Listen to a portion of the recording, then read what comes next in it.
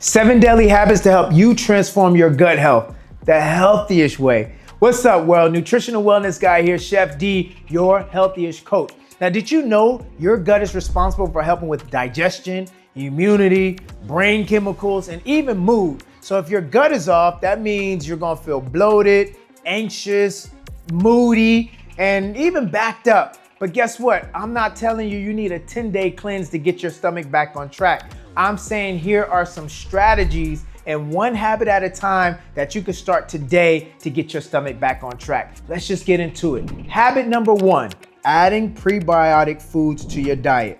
Now, prebiotic foods are fiber-rich foods that actually feed your good gut bacteria.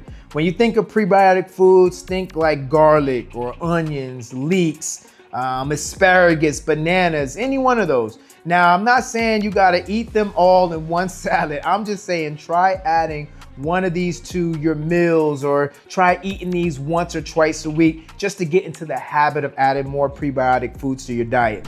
Habit number 2, this is my favorite, eat more fermented foods. So sauerkraut, kimchi, miso, even pickles. These are what we call probiotic rich foods, and they help to repopulate your gut with good bugs. Just start with a spoonful. Again, it doesn't have to be every day. We want to get in the habit of at least every other day or at least 2 times out of a week until we build up that habit.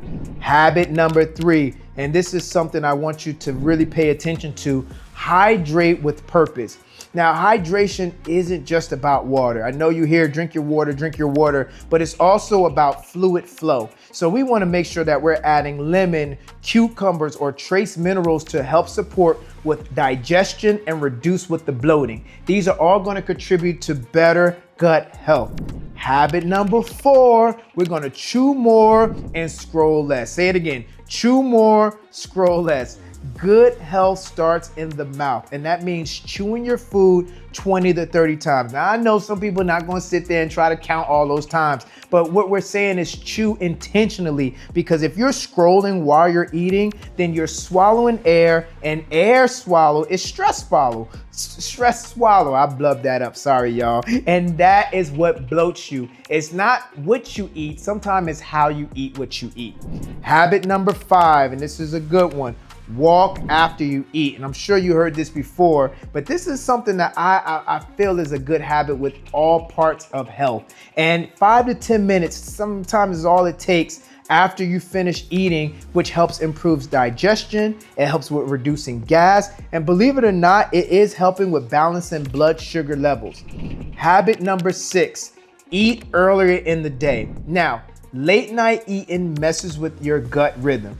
Now, I get it. Sometimes you're traveling or your time zones are off or you're having a celebration. Maybe it's a wedding or maybe there's somebody's birthday that's going on. I get it. This is not an everyday thing. I'm saying a habit of eating before it's bedtime or at least 3 hours before you lay down to sleep is going to help with your gut getting enough rest at night like you do.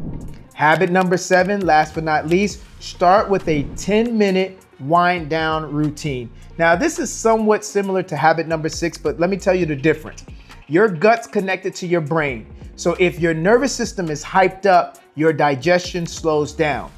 Deep breaths, chamomile teas, what I like doing, or some journaling is gonna help with better gut flow. And in other words, again, for students or people who work late at night, when your brain and your body is requiring more attention, then what happens is your gut gets activated. That's why when you're working and you're studying, you get cravings.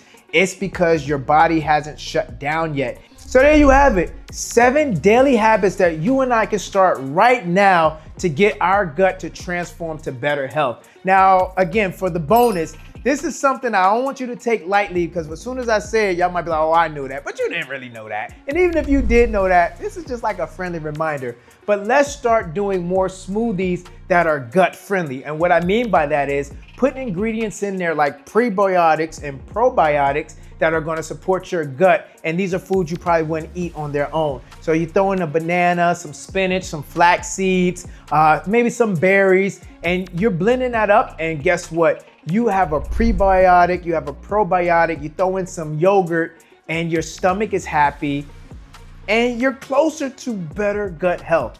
And I stalled on that a little bit because I had more to say, but I'm gonna save it for the podcast. And I hope you checked out the 5 red flags when it comes to your gut health that it might be asking for your attention, because some of those hit home. I already read your comments, and I hope that you're gonna try some of the habits that we talked about in this video. Drop it in the comments so we could talk about in the podcast dropping later this week. And remember, health is wealth, and I'm just here to make sure you're getting paid. Until next time, yum on.